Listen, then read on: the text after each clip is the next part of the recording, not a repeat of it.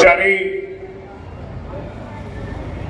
ज्यांच्या आज आपल्या संस्थेच्या नंदकिशोर विद्यालय व ज्युनियर कॉलेजच्या रौप्य महोत्सव साजरा कार्यक्रमाचे अध्यक्ष या राज्याचे उपमुख्यमंत्री आपल्या सर्वांचे नेते आदरणीय अजितदादा पवार साहेब, आदरणीय गारटकर दादा, कोकाटे आबा, प्रताप आबा, देसाई साहेब, भरत शेठ शाह,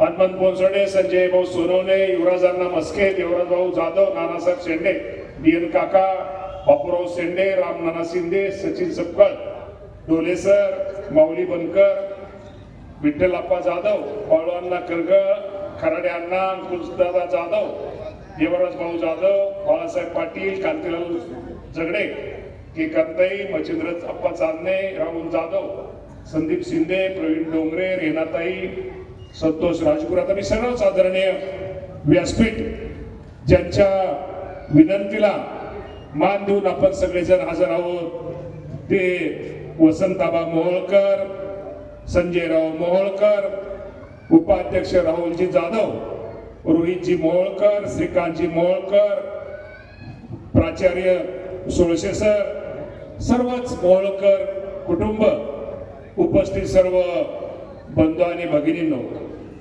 आज एका 25 वर्षापूर्वी आदरणीय मोहोळकर गुरुजी उर्फ अण्णांनी लावलेलं हे रोपट आज याला 25 वर्ष रौप्य महोत्सव आपण सगळेजण आपल्या या संस्थेच्या प्रांगणामध्ये मोठ्या आनंदाने सगळा साजरा करीत आहोत.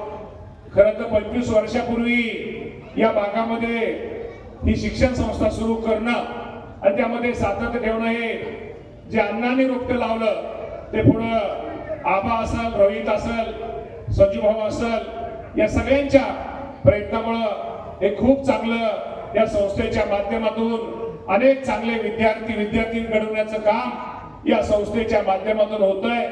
त्याचा निश्चित प्रकारे एक आनंद आज आम्हाला सर्वांना एक लोकप्रतिनिधीमधून आहे, दादांना आहे.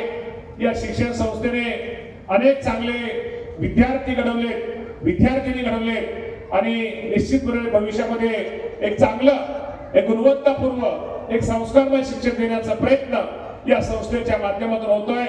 त्याचा लोकप्रतिनिधी नात्यानं निश्चित प्रकारे माझ्यासारख्याला एक आनंद आहे.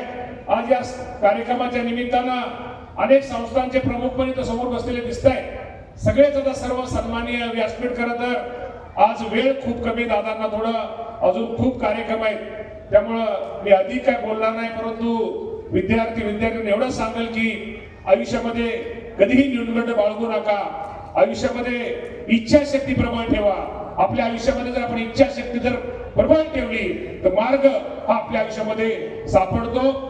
आनंदी राहा, आनंद द्या आणि आनंद, आवाज येत नाही, आनंद. त्यामुळे असंच प्रेम, असंच सहकार्य तुमचं या संस्थेला राहू द्या. मगाशी रोहितनी जी दादांना अपेक्षा व्यक्त केलेली की या संस्थेचं जे कार्यक्षेत्र वाढवायचंय त्यासाठी आपल्याला माहिती आहे की नवीन MIDC इथं आता आपल्याला इथं सुरू होतंय आणि MIDC मध्ये निश्चित प्रकारे ज्या इथं चांगल्या संस्था काम करतात, तिथं हे करतात, त्याचा विचार आणि निश्चित प्रकारे दादा आणि शासनाच्या वतीनं केला जाईल हा शब्द आजच्या कार्यक्रमाच्या माध्यमातून देतो आणि टाकतो. धन्यवाद.